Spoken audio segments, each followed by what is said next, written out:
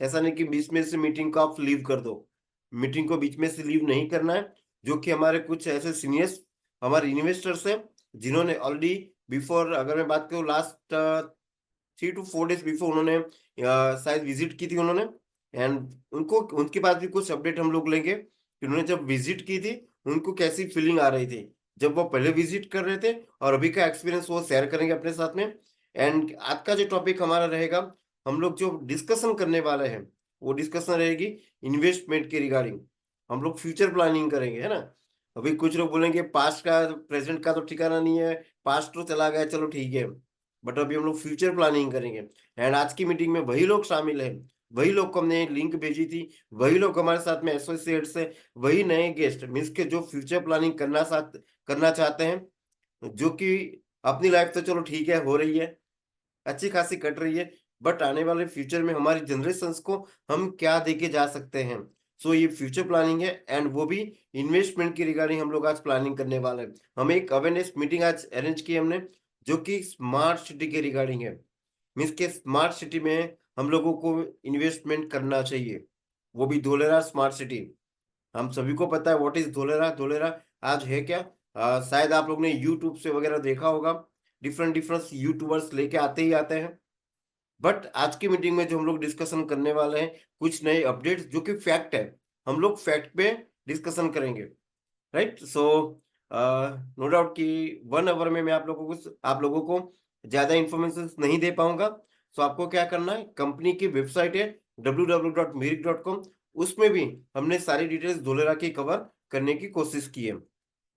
But हम investment के regarding future की बात कर रहे हैं हम, तो फ्यूचर में रिगार्डिंग सबसे पहले हम लोगों को तो एक विजनरी पर्सन होना रहेगा। विजन मीन्स कि हमको दूर की सोच रखनी पड़ेगी, दूरदर्शी सोच हमारी होनी चाहिए, बिकॉज हम लोग फ्यूचर प्लानिंग कर रहे हैं। और फ्यूचर अभी तो हमको दिखने वाला नहीं है, फ्यूचर की बात करें हम, सो नेक्स्ट 10 years की बात करेंगे हम, बिकॉज तभी हम लोगों को अच्छा रिटर्न मिल सकता है अगर हम लंबा प्लानिंग करते हैं, तो कहीं भी इन्वेस्टमेंट करते हैं तो। राइट। बट अगर मैं बात करूं इन्वेस्टमेंट की रिगार्डिंग, वो भी लैंड के रिगार्डिंग, अभी हम लोगों को लैंड की बात कर रहे हैं। आपके शहर में, आपके सिटी में, आपके गांव में आपने ये जगह देखी ही होगी। हम सभी के शहर में, हम सभी के सिटी में ये जगह पहले थी, जो कि आप देख सकते हैं कि नो डाउट हम सभी को पता है पिक्चर कहाँ का है। ये 1990 का पिक्चर है, बंजर जमीन है जहाँ पे। लेकिन ये हम क्यों दिखा रहे हैं, बिकॉज इसमें क्या है कि हम लोगों को फ्यूचर, अगर कोई बात करता है कि आने वाले फ्यूचर में इस ये जगह डेवलप होने वाली है, कुछ प्रोजेक्ट्स आने वाले, गवर्नमेंट के प्रोजेक्ट आने वाले हैं, कोई प्राइवेट सेक्टर्स आ रहे हैं, अपनी कंपनीज लेके आ रही है। सो हम लोग क्या करेंगे उसकी, बोलते हैं ना, हम लोगों को अगर फ्यूचर देखना है तो हम लोग क्या कर सकते हैं, किसी और के दृष्टि से, नजर से हम लोगों को देखना रहेगा। राइट। सो अगर मैं बात करूँ 1990 का पिक्चर है, एंड ये सेम जगह है, सेम प्लेस है, ये 2020 का पिक्चर है। बट हम सभी को पता है कि दुबई का शेख जियाद रोड है। हम अगर कंपैरिजन करें, नो डाउट ये आर्टिफिशियल पिक्चर है, एक 3D इमेज बनाई गई है, बट अगर रियल पिक्चर की बात करें, आप अगर कंपेयर करेंगे आज की डेट में भी, मीन्स के दुबई का जो शेख जियाद रोड है, जो कि दुबई में E11 रोड के नाम से फेमस है। मीन्स के डेली की बात कर रहे हैं हम, डेली 2 लाख से ज्यादा vehicles per day up down करते हैं, पर डे। मीन्स कि इतना बिजी रोड रहता है, मीन्स कितना डेवलपमेंट हो चुका है। बट पहले तो बंजर जमीन थी। बट आज हम लोग देखें तो हम लोग बात करेंगे कि इन 30 सालों में जो हुआ है, डिफरेंट एक ही चीज का है, एंड वो डिफरेंट है इंफ्रास्ट्रक्चर का। हम सभी ने देखा ही होगा कि अपने गांव में भी, कि भाई अपने सिटी में, कि भाई पहले बंजर जमीन थी। अपने दादा परदादा कहते भी थे कि पहले हम लोग इस जगह से जाते थे, हम लोगों को जंगल झाड़ी थी, डर लगता था। बट अगर आज की डेट की बात करें, सो हाई राइज बिल्डिंग बन चुकी है। एंड कुछ लोगों ने शायद जमीन उस टाइम पे उनकी लैंड थी भी, बट दादा परदादा ने क्या किया, कुछ दिक्कतें आ गई, फाइनेंशियल कंडीशंस ऐसी हो गई कि वो लैंड को सेल करना पड़ा। सभी के साथ में ऐसा हुआ ही होगा, 101%। तब हम लोग कहते थे काश हमने ये जमीन नहीं बेची होती तो। बट कोई दिक्कत नहीं है, हमको क्या करना है, अभी का जो टाइम चल रहा है, जो कि एंड आज जिसकी भी जीत हुई है, जीत हुई है, डेवलपमेंट की जीत हुई है। जो भी अगर डेवलपमेंट करेगा, इंफ्रास्ट्रक्चर बना के देगा, तो 100% उसकी जीत तो होने वाली है। एंड आज हमारे सामने वो भी रिजल्ट है।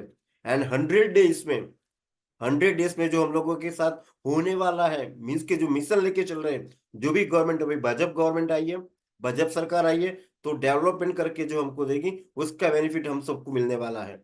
बट उसके लिए क्या करना रहेगा, हम लोगों को खुद को बिलीव करना रहेगा। क्या ऐसा होगा?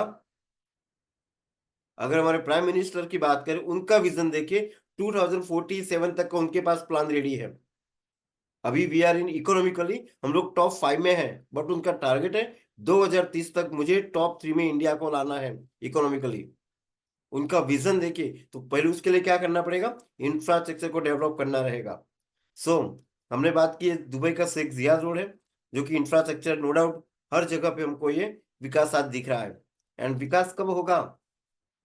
विकास होगा कि सबसे अगर बात करें हम, तो ये कोर्ट से यूएस प्रेसिडेंट्स का कोर्ट है कि अमेरिकी सड़कें इसलिए अच्छी नहीं कि अमेरिका अमीर है, बल्कि सड़कें अच्छी है इसलिए अमेरिका अमीर है।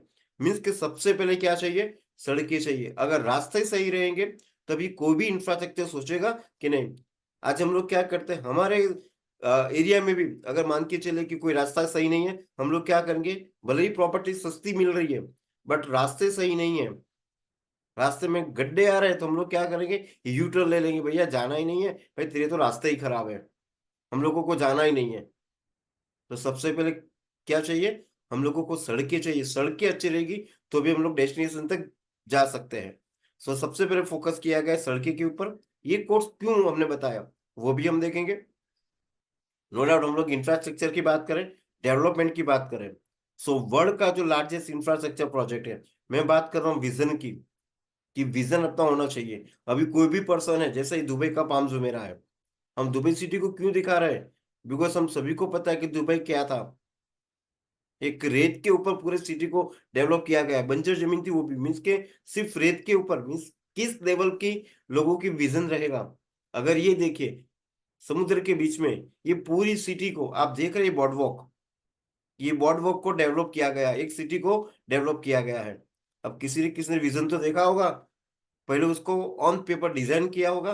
मीन्स के डिजाइन कंसल्टेंट है वो हेल्क्रो कंपनी थी पहले, जो कि अभी जेकॉब्स नाम से फेमस है। उन्होंने $12 बिलियन में इसको कंप्लीट किया।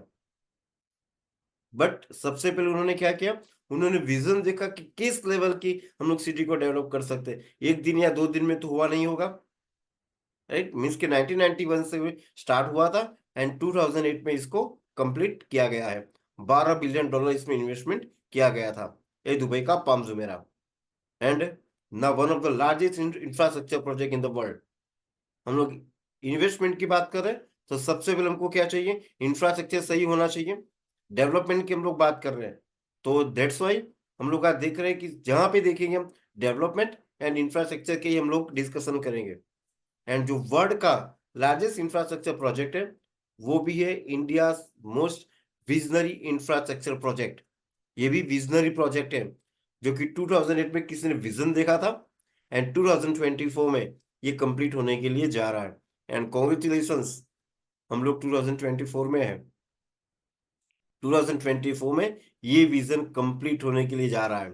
मींस कि हम लोगों को जो भी हमने जिसने भी विजन देखा होगा, उसका विजन आज ऑन ग्राउंड पे हम लोगों को दिख रहा है, उसका बेनिफिट आज हम लोगों को मिल रहा है। एंड वो प्रोजेक्ट है one and only, it's DMIC, Delhi Mumbai industrial corridor. हमने रास्ते की बात की, सबसे पहले क्या चाहिए, इंफ्रास्ट्रक्चर को सही बढ़ाने के लिए रास्ते सही होने चाहिए। वही प्रोजेक्ट है दिल्ली मुंबई इंडस्ट्रियल कॉरिडोर, जो कि आप देख रहे हैं कि उसका मैनेजमेंट किया गया था यूएसए बेस्ड कंपनी है, कम कंपनी। एंड उसका जो मास्टर प्लानिंग किया गया, जो कि दुबई का पाम जुमेरा किया था, वही कंपनी जैकब्स कंपनी ने इसका मास्टर प्लानिंग किया हुआ है। मीन्स कि फॉरेन से डायरेक्ट लोग इन्वेस्टमेंट कर रहे हैं कि मैं आपकी कंट्री में जाके काम करूंगा एंड पर्टिकुलर प्रोजेक्ट में कंप्लीट करके दूंगा। वो प्रोजेक्ट है दिल्ली मुंबई इंडस्ट्रियल कॉरिडोर, वो भी हम देखेंगे। अभी इसको नीड तो क्यों हुई इतना, गवर्नमेंट जैसे यूपीए गवर्नमेंट थी 2008 में, हम सभी को पता है कि सेंट्रल गवर्नमेंट में यूपीए गवर्नमेंट थी। उन्होंने जापान के साथ में 50-50 पार्टनरशिप किया था। अब जापान को इसके लिए उन्होंने सिलेक्ट किया था बिकॉज जापान के पास ऐसी टेक्नोलॉजीज है, दैट्स वाई उस टाइम पे जापान को सिलेक्ट किया गया, उनके साथ जॉइंट वेंचर किया गया था पर्टिकुलर प्रोजेक्ट को डीएमआईसी को डेवलप करने के लिए, जिसमें 90 बिलियन प्रोजेक्ट कॉस्ट का इन्वेस्टमेंट हुआ है। अभी गवर्नमेंट को इतनी नीड तो क्यों हुई, ऐसा तो डीएमआईसी के बारे में क्यों सोचा उन्होंने? बिकॉज उनको भी पता है कि मेरी सरकार को हम देखते हैं आगे। एंड जो 6 स्टेट्स हैं, जो डीएमआईसी की बात करें, उत्तर प्रदेश, हरियाणा, राजस्थान, मध्य प्रदेश, गुजरात, महाराष्ट्र, जो कि 1480 किलोमीटर में ये डेवलप हो रहा है। एंड 2024 जो कि हम बात करेंगे, जैसे आप देख रहे हैं कि रोड के, ये जो आप यूपी से स्टार्ट हुआ है, यूपी से लेके जेएन पोर्ट मुंबई, मीन्स के जवाहरलाल नेहरू पोर्ट मुंबई तक ये डेवलप हो रहा है। एंड रोड के जो भी आप हाईवे देख रहे हैं, रोड के दोनों side 75 kilometre left and 75 kilometre right, दोनों जगह पे इंडस्ट्रियल कॉरिडोर ही आएंगे। रीजन सारे के सारे स्टेट्स को इसका बेनिफिट मिलेगा। रीजन, जो भी रॉ मटेरियल इंडस्ट्रियल अगर आती है तो डायरेक्टली रोड से, जैसे हमने सड़कें की बात की, अगर सड़कें अच्छी रहेगी तो डायरेक्टली इंडस्ट्रियल कॉरिडोर को उसका बेनिफिट मिलेगा ही मिलेगा। That's why 75 kilometre left and right दोनों जगह पे इंडस्ट्रियल कॉरिडोर ही आएंगे। बट सबसे पहले जो सिलेक्ट किया गया है, नो डाउट 6 स्टेट्स में है, बट स्मार्ट सिटी के रिगार्डिंग, जो कि ये रोड गुजरात से भी पास हो रहा है, सो गुजरात को भी इसका बेनिफिट मिलेगा। अभी हम देखेंगे कि जैसे हमने देखा कि DMIC, but not only DMIC, DMIC के ऊपर भी एक नोडल है जिसको हम डीएमआईसीडीए कहते हैं। मीन्स कि डीएमआईसी किस लेवल पे काम कर रही है, पर्टिकुलर ड्यूरेशन में प्रोजेक्ट कंप्लीट कर रही है या नहीं कर रही है, उसके ऊपर भी एक नोड होता है, एक अथॉरिटी होती है जो कि ऑब्जर्वेशन करती है। मीन्स कि सबसे पहले जो प्रोजेक्ट सिलेक्ट किया गया फेज 1 में, वो है अहमदाबाद टू धोलेरा, जो कि 920 स्क्वायर किलोमीटर में ये स्मार्ट सिटी को डेवलप किया जाएगा। Not only Ahmedabad Dholera, after that जैसे ये प्रोजेक्ट कंप्लीट होगा, बस गवर्नमेंट के पास एक ही प्रोजेक्ट नहीं है, after that different different 7 projects और भी है। बट सबसे पहले स्टार्ट कर रहे हैं अहमदाबाद धोलेरा, जो कि फेज 1 में रहेगा। अभी जैसे हमने बात कर रहे थे कि यूपीए गवर्नमेंट को ऐसा तो क्यों लगा कि मुझे डीएमआईसी पे वर्क करना चाहिए, उसका रीजन एक ही है। जैसे हम सभी को पता है कि जीडीपी उस टाइम पे 4.7% था। GDP, gross domestic product, gross domestic product सकल घरेलू उत्पाद, मीन्स कि हम डेली रूटीन में जो भी चीजें यूज करते हैं, दाल चीनी चावल जो भी यूज करते हैं, आज क्या हो रहा है, महंगाई बढ़ रही है और ऑपोजिशन के पास वही टॉपिक्स रहता है, महंगाई एंड बेरोजगारी। आपने जीडीपी को इतना बढ़ाया इतना घटाया, बट उस टाइम पे गवर्नमेंट ने प्लान किया था कि अगर मेरी सरकार को, मेरी गवर्नमेंट को अगर नेक्स्ट 5 इयर्स के लिए आना है तो फिर क्या करना रहेगा, मुझे जीडीपी को ग्रोथ में लेके जाना पड़ेगा, वो भी 10% plus. But how it's possible, ये पॉसिबल किस तरीके से है? अगर मेरी सरकार को नेक्स्ट 5 इयर्स के आना है तो जीडीपी को ग्रोथ में लेके तो जाना है, बट हाउ इट्स पॉसिबल, तो उसके लिए क्या करना पड़ेगा, जीडीपी को बढ़ाना पड़ेगा, महंगाई दर को कम करना रहेगा। दैट्स वाई गवर्नमेंट ने उस टाइम पे वर्क स्टार्ट किया था, जो कि डायरेक्टली जीडीपी को जो मैटर अफेक्ट करते हैं जीडीपी को, वो 2 मेजर फैक्टर्स है। फर्स्ट हम देखेंगे ट्रांसपोर्टेशन। अगर ट्रांसपोर्टेशन सही है तभी हम लोग प्रोडक्शन या गुड सर्विसेज को इजीली हम लोग सप्लाई कर सकते हैं। तो सबसे पहले हमको क्या चाहिए, ट्रांसपोर्टेशन ही चाहिए। अगर ट्रांसपोर्टेशन सही है तो भी, जैसे हमने सबसे पहले बात की सड़कें, सड़कें अच्छी है तो भी कोई मैन्युफैक्चरिंग प्लांट सोचेगी कि नहीं मुझे उस जगह पे जाके डेवलपमेंट करना है। तो दैट्स वाई गवर्नमेंट ने ट्रांसपोर्टेशन के लिए रोड, रेल, एयर एंड सी, अगर ये 4 ट्रांसपोर्टेशन सही रहेंगे तभी गुड्स एंड सर्विसेज या प्रोडक्शन इजीली हो पाती है। हम देखेंगे चारों चार्ज को। तो ट्रांसपोर्टेशन की अगर हम बात करें तो सबसे पहले जो फोकस किया गया था, बिकॉज इजिएस्ट वे जो होता है वो रोड से हम लोग इजीली ट्रांसपोर्टेशन कर सकते हैं। सो दैट्स वाई गवर्नमेंट उस टाइम पे, जो हमारे चिदम्बरम जी थे, उन्होंने उसका ओपनिंग किया था डीएमआईसी का, जो कि 8 लेन एक्सप्रेस वे, जो कि हरियाणा के सोना एंड राजस्थान के दौसा तक के ऑपरेशनल हो भी चुका है। नॉट ओनली दिस, बट हमारे भरूच से बड़ौदा तक भी ये ऑपरेशनल हो चुका है। मीन्स कि हम लोगों को डायरेक्टली 1 से 1.25 घंटे का हम लोगों को डिफरेंट हो चुका है, हमारे लिए इजी हो गया।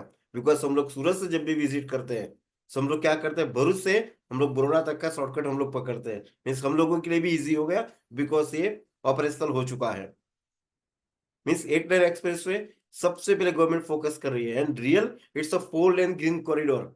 एंड अगर इसकी आप रोड की अगर बात करें, so no doubt particular speed limit है इस पे, ये ट्रैक्टर्स या 2 व्हीलर्स को अलाउ नहीं है। अलाउड नहीं है। एंड अगर कैमरे की बात करें, क्योंकि नो डाउट ऐसा हुआ कि चलन हमारे घर पे आ गया, कुछ टेक्निकल मिस्टेक हुई थी ड्राइवर से, तो चलन भी आ गया, है ना। सो मीन्स के ऑपरेशनल हो चुका है। और facilities at every 40 kilometre, rest rooms available है, hotel, restaurants, fuel pump, CNG pump, all the facilities are available. हमने खुद फीलिंग की है, आप भी जाके फीलिंग कर सकते हैं डीएमआईसी का कि किस लेवल पे गवर्नमेंट वर्क कर रही है। एंड 2024 में ये कंप्लीट होने के लिए जा रहा है। पर्सनली बात कर रहा हूं, Ahmedabad to Dholera 80% work complete हो चुका है, 80%। एंड अभी जाके आप देखोगे, बिकॉज बारिश से पहले, क्योंकि मानसून सीजन स्टार्ट हो रहा है, जो वर्क प्रोग्रेस हो रही है, मे बी मे भी हो सकता है कि with in next month and तक शायद ऑपरेशनल भी हो जाए। बिकॉज रात दिन उस जगह पे काम चल रहा है, बिकॉज खड्डे सब जगह खोदे हुए हैं, पानी भर जाएगा तो दिक्कत हो जाएगा, 4 महीने तक 3 महीने तक दिक्कत हो जाएगी। सो रात दिन अभी वर्क चल रहा है Ahmedabad to Dholera expressway. So may be it will be operational हो जाएगा, राइट। ये इटलाइन एक्सप्रेस वे सबसे पहले जो गवर्नमेंट ने फोकस किया है। एंड सेकंड है रेल, बिकॉज कुछ क्या होता है, हम लोगों को कुछ क्वांटिटी में भी सप्लाई करने पड़ते हैं रॉ मटेरियल, सो ट्रांसपोर्टेशन के लिए रेलवे को भी सिलेक्ट करते हैं हम लोग। अगर हम रेलवे की बात करें, तो हम सभी को पता है, बार बार टॉपिक्स हमारे डिस्कशन में आती है कि हमारा रेलवे, हम ऑलवेज, हम लोग कभी प्रॉफिट में बताते ही नहीं है, भाई लॉस में ही जा रहा है। एंड सही है, रीजन एक ही है, हम लोग क्या करते हैं, सोशल यूज बहुत ही ज्यादा होता है एंड कॉमर्शियल यूज हम लोग कम यूज करते हैं। मीन्स सोशल के लिए हम लोग क्या करेंगे, अगर मान के चलिए कि गुड्स ट्रेन जा रही है, पीछे से पैसेंजर ट्रेन आ रही है, तो गुड्स ट्रेन को साइड में खड़ी कर देंगे, जिसके अंदर पर्टिकुलर प्लांट के लिए, कंपनीज के लिए रॉ मटेरियल था। बट हमने क्या किया, पैसे गुड्स ट्रेन को साइड में खड़ी की, पैसेंजर ट्रेन को पहले जाने देंगे, भैया आप जाओ। अगर पर्टिकुलर मैन्युफैक्चरिंग प्लांट तक रॉ मटेरियल ही नहीं जाएगा, फिर महंगाई, इधर कहीं प्रोडक्शन ही नहीं होगा, प्रोडक्शन नहीं होगा तो महंगाई तो बढ़ने वाली है, बिकॉज गुड्स ट्रेन 3-4 दिन तक तो उधर ही पड़ी हुई है, मैन्युफैक्चरिंग प्लांट तक मटेरियल जाएगा ही नहीं।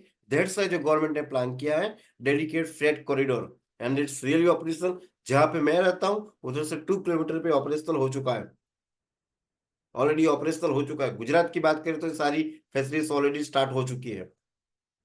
डेडिकेट फ्रेट कॉरिडोर 1506 किलोमीटर का, एंड यूपी के दादरी एंड गुजरात के पालनपुर तक ऑपरेशनल हो चुका है, और तो बहुत सारी जगह ऑपरेशनल हो चुका है। बट जो गवर्नमेंट ने प्लान किया है इस ट्रैक पे, सबसे पहले तो क्या किया, हैवी ड्यूटी टैक्स बिछा दिए हैं, जिससे क्या होगा, सबसे पहले तो ट्रेन की लेंथ बढ़ा दी। एंड हैवी ड्यूटी टैक्स है, जिससे डबल कैपेसिटी वाले कंटेनर्स आप देख रहे हैं, ये रियल पिक्चर है, this are the real pictures जो आप देख रहे हैं। इसके ऊपर कोई पैसेंजर या फास्ट ट्रेन रन होने वाली नहीं है, this is only for dedicate freight corridor, ये मालवाहक गाड़ियों के लिए ही है। मीन्स उससे क्या होगा, जो भी रॉ मटेरियल कंपनी के प्रोडक्शन प्लांट तक 4 से 5 दिन में पहुंचता, तो विद इन 1 and 2 days में कंपनी को सप्लाई हो जाएगा, प्रोडक्शन बढ़ेगा, प्रोडक्शन बढ़ेगा, ऑटोमेटिकली जीडीपी ग्रोथ में जाने ही वाली है। मीन्स ये फ्यूचर प्लानिंग कर रही थी गवर्नमेंट, कि अगर जीडीपी को ग्रोथ में लाना है तो। Okay, so that's why government ने, जैसे सबसे पहले हमने देखा डीएमआईसी, डीएमआईसी के पैरेलल में ये डेडिकेट फ्रेट कॉरिडोर का भी वर्क चल रहा है। Now transportation, fastest fastest connectivity हम लोगों को चाहिए अगर कुछ रॉ मटेरियल सप्लाई करना है तो। अभी हम कंपनीज की बात क्यों कर रहे हैं, बिकॉज एक ही रीजन है कि गवर्नमेंट को जीडीपी को ग्रोथ में लेके जाना है। दैट्स वाई गवर्नमेंट सारी सारी चीजों को, road, rail, air and sea, transportation पे सबसे पहले फोकस कर रही। बेसिक रिक्वायरमेंट जो चाहिए किसी भी इंडस्ट्रीज को, तो सबसे पहले वो प्रोवाइड करवा रही है।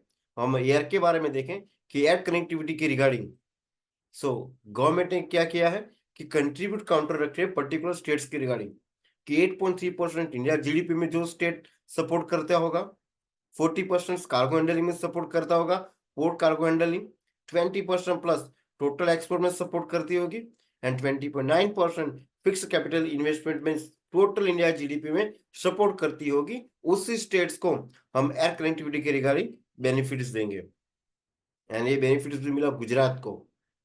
वो भी हम देखेंगे कि भाई गुजरात, गुजरात को ही क्यों सिलेक्ट किया गया।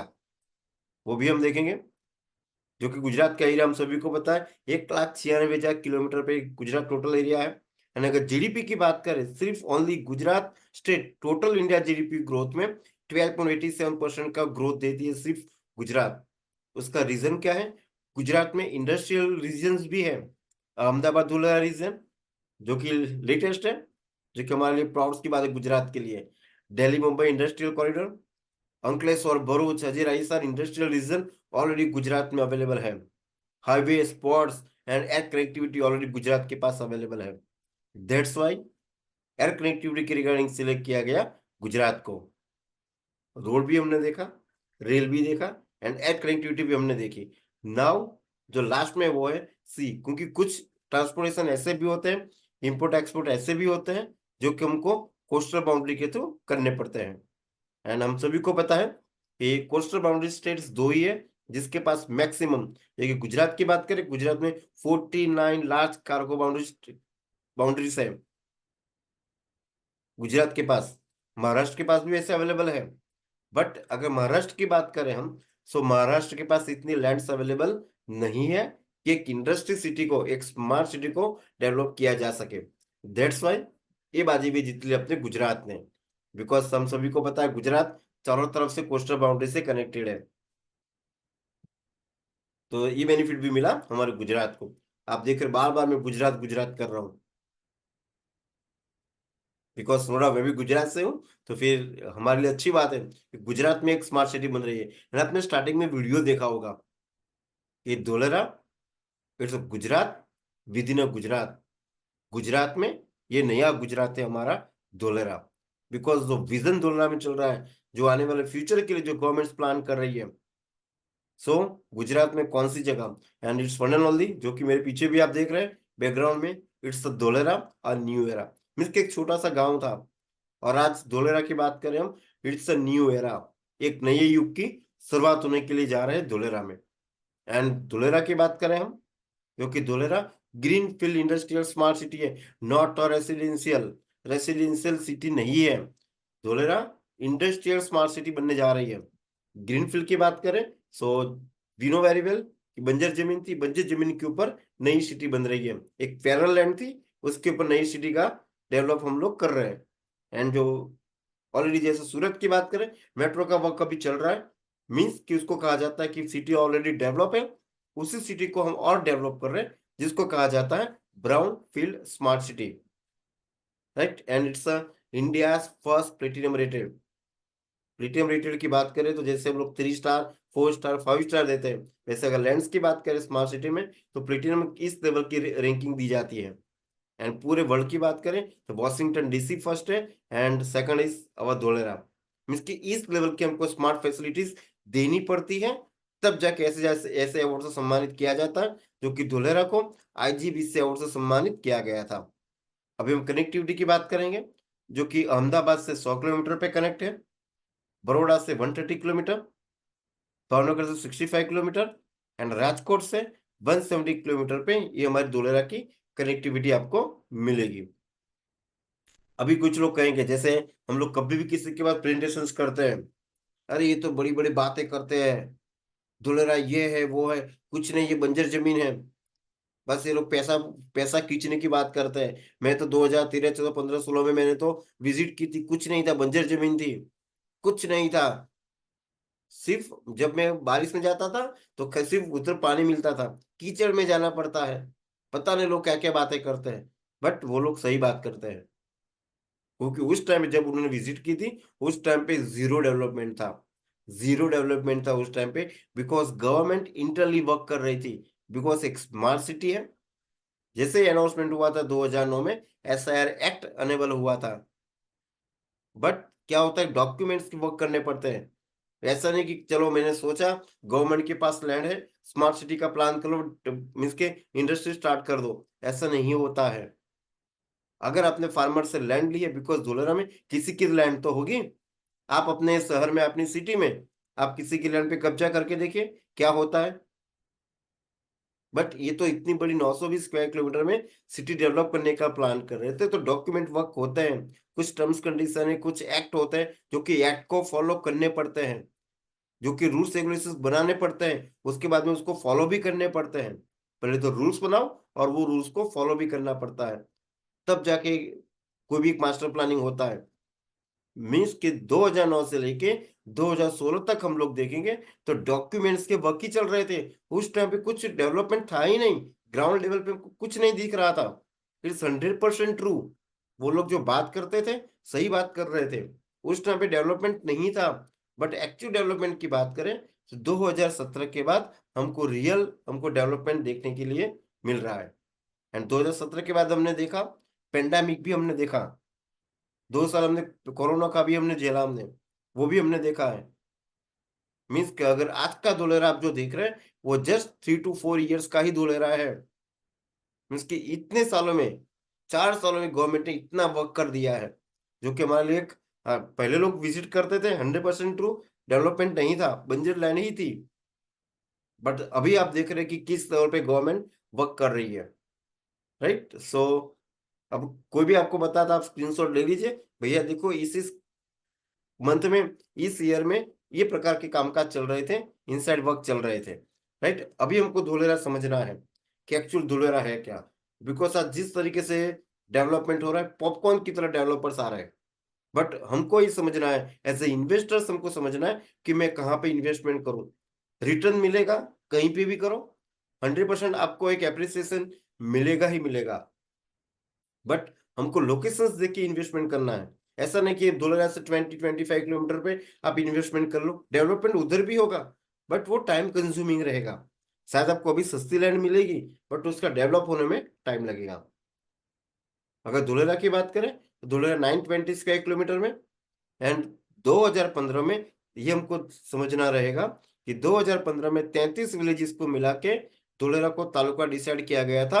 2015 में, 2015 में धुलेरा तालुका डिसाइड हुआ था 33 विलेजेस को मिला के। एंड 33 विलेजेस में डेवलपमेंट नहीं करेगी, जो गवर्नमेंट ने जो विलेजेस को कनेक्ट किया है, जस्ट ओनली 22 विलेजेस में ही डेवलपमेंट रहेगा, जो कि टेंडर निकाल के प्राइवेट सेक्टर्स को लैंड एलोकेट करेगी, जो कि 22 विलेजेस में ही रहेगा।